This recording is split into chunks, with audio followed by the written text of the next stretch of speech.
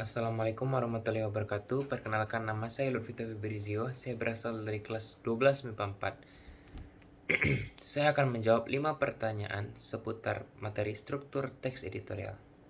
Pertanyaan pertama. Kebakaran hutan dan lahan di wilayah Sumatera seperti Riau, Jambi, Sumatera Selatan, serta sebagian Kalimantan telah menyebabkan kabut asap setidaknya dalam 3 bulan terakhir. Di Riau dan Sumatera Selatan, kualitas udara di kota Pekanbaru dan Palembang sempat masuk kategori berbahaya, seiring dengan meningkatnya jumlah titik api di Pulau Sumatera. Penyebab kebakaran hutan dan lahan yang sering terjadi dan berulang setiap tahunnya di Sumatera dan Kalimantan disebabkan karena lemahnya penegakan hukum, kelemahan aparat hukum dalam menangani isu lingkungan, serta sanksi hukuman yang ringan juga dirasakan sebagai penyebab berulangnya kasus pembakaran hutan dari tahun ke tahun. Kita catat dan pegang janji ini dengan serius, karena semua ini diperlukan agar kabut asap tidak muncul lagi di masa mendatang. Semoga kabut asap bukan merupakan bencana tahunan. Bencana tahunan lagi di masa mendatang. Semoga kabut asap bukan merupakan bencana tahunan seperti banjir di negara kita. Kutipan teks editorial poin kedua termasuk dalam struktur bagian A. Argumentasi, B. Penegasan ulang atau reiteration, C. Pernyataan pendapat, D. Kesimpulan, E. Opini. Jawabannya yaitu B. Pembahasannya itu, pada poin kedua terlihat bahwa penulis membahas kembali pembakaran hutan. Pada poin pertama, pernyataan pendapat membicarakan tentang kebakaran hutan yang menyebabkan kabut asap tebal di beberapa wilayah yang dikarenakan lemahnya penegakan hukum. Kemudian pada poin kedua, kembali dibahas mengenai lemahnya hukum di Indonesia tentang pembakaran hutan ilegal. Maka dari itu, poin kedua disebut reiterasi atau penegasan ulang. Pertanyaan kedua, perhatikan teks editorial di bawah ini. Banjir di Indonesia sudah seperti perayaan yang setiap tahun ada. Banjir adalah peristiwa yang terjadi ketika aliran air yang berlebihan merendam daratan atau seiringnya curah hujan. Penyebab terjadinya banjir yaitu penyumbatan aliran sungai yang disebabkan seringnya membuang sampah di sungai dengan sembarangan. Bisa jadi dengan cara pengundulan hutan yang dilakukan oleh ulah tangan manusia karena sikap manusia yang berpikir singkat tanpa berpikir ke depannya sebelum bertindak. Sewenang-wenangnya sendiri terhadap lingkungan. Tindakan tersebut berupa penebangan hutan yang tidak menggunakan sistem tebang pilih. Akibatnya, tidak ada pohon untuk menyerap air sehingga air mengalir tanpa terkendali. Dampak yang ditimbulkan dari banjir yaitu menimbulkan korban jiwa, rusaknya sarana dan prasarana, dan timbulnya berbagai macam penyakit. Paragraf di atas merupakan struktur teks. A. Reiteration, B. Argumentasi, C. Pernyataan pendapat, D. Kesimpulan, E. Fakta. Jawabannya itu C.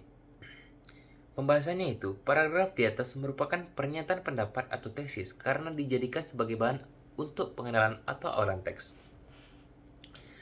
Pernyataan di atas merupakan pernyataan pendapat penulis karena tidak terdapat fakta dalam paragraf tersebut. Selanjutnya, pertanyaan ketiga. Setelah musim penghujan datang hampir sepekan ini, kita sudah dapat kembali melihat langit yang biru dan udara yang mulia cerah. Semoga kondisi udara terus membaik, normal seperti sedia kala. Kondisi udara membaik yang kini disambut lega, hendaknya tidak membuat kita larut dalam kegembiraan yang berlebihan.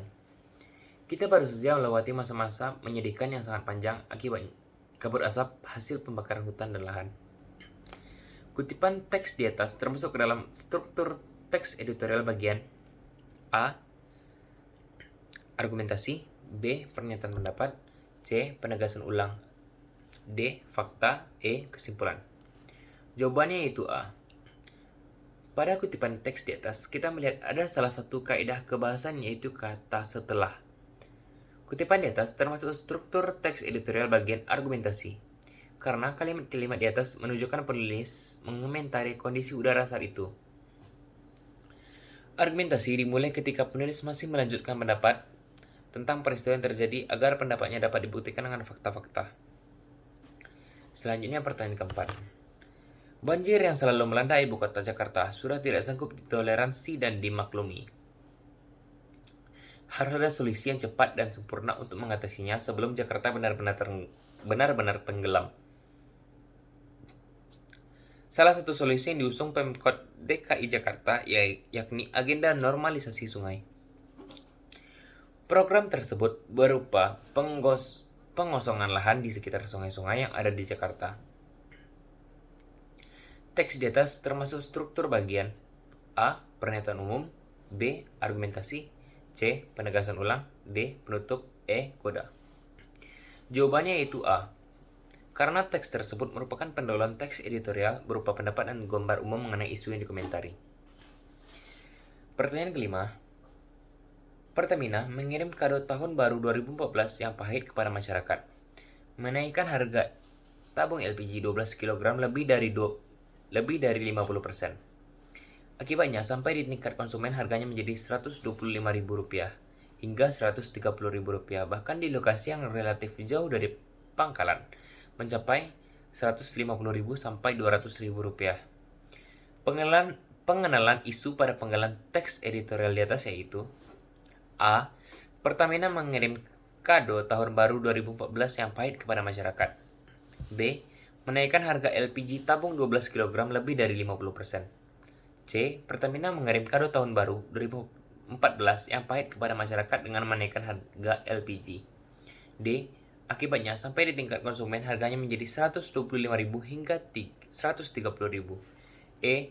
Bahkan di lokasi yang relatif jauh dari pangkalan mencapai Rp150.000 sampai dengan Rp200.000.